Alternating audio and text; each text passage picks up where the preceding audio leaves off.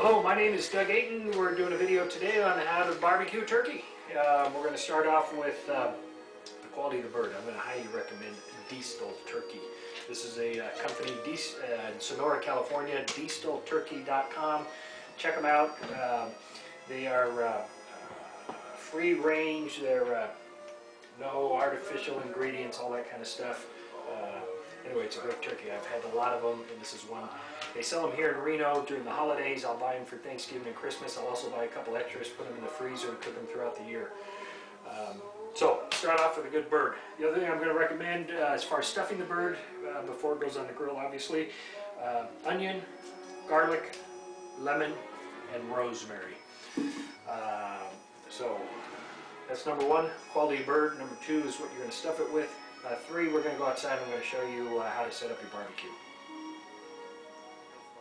Alright, we're outside now, obviously, at the barbecue. We're going to cook the bird, what I call, or what they call, indirect method, where I've got the coals off to the side. I've got a drip pan in the middle, and I poured some beer into the drip pan. Today we're using a Sierra Nevada tumbler. It's an Autumn Brown Ale. It really doesn't matter what type of beer you use. The purpose is just to help keep the bird moist and add a little bit of flavor. My brother-in-law uses red wine in his drip pan when he's barbecuing turkey. I prefer beer, doesn't matter.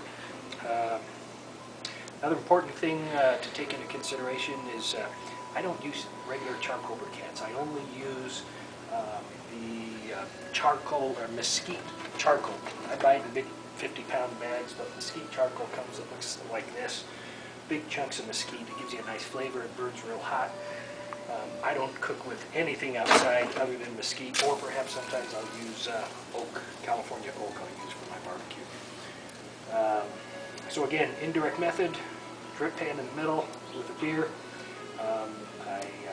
As I said inside, I stuff the turkey with sliced onion, sliced lemon, smashed several cloves of garlic, and several twigs of fresh rosemary went into the twig. Is that what you call it? Rosemary went into the bird. I messed up today. I ran out of string to tie the bird last time I cooked the bird. So today the wings are kind of hanging out loose. They're going to dry out. But normally you want to tie your turkey wings so that they're close to the body, help keep those wings from drying out. I didn't do that today, so somebody's going to have some dry wings. No big deal.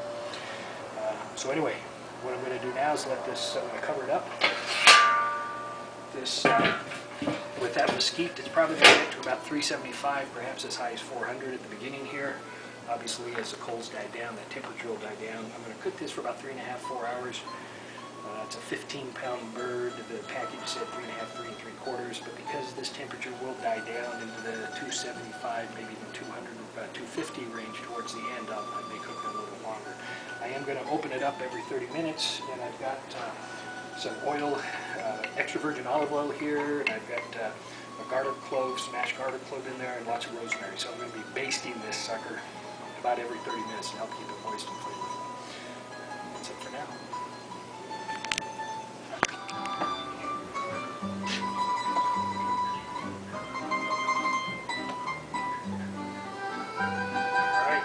Here we go. Here we are again. It's been about 3 hours, 45 minutes. This temperature actually is held right at about 300. It's right at 300 right now, so it's been pretty constant. So I'm going to go ahead and get ready to take this bird off the queue. I'll show it to you in a minute here.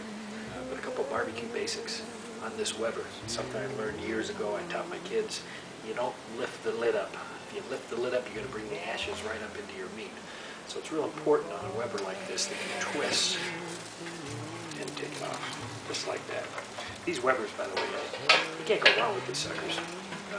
This is probably my third or fourth one.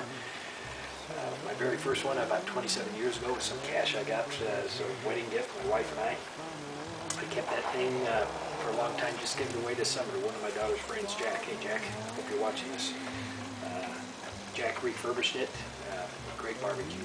Bought this one for myself a few years ago on Father's Day. It's a little bit bigger than the normal 22.5. I want to say this one's probably 25 or 26 inches wide. You pay a little bit more for it, but it lasts a long time, and you can do more things with this bigger size Weber. At any rate, can you see this? Kyle, you want to bring the camera over and take a look at that bird. You zeroed in on that bird, maybe zoom on it. It's looking pretty good. What I'll do is take it off here in a little bit. I always like to let the bird sit about an hour and let it rest before I go in and start to carve it up. That's pretty much it. Pretty basic. Hope you learned a lot.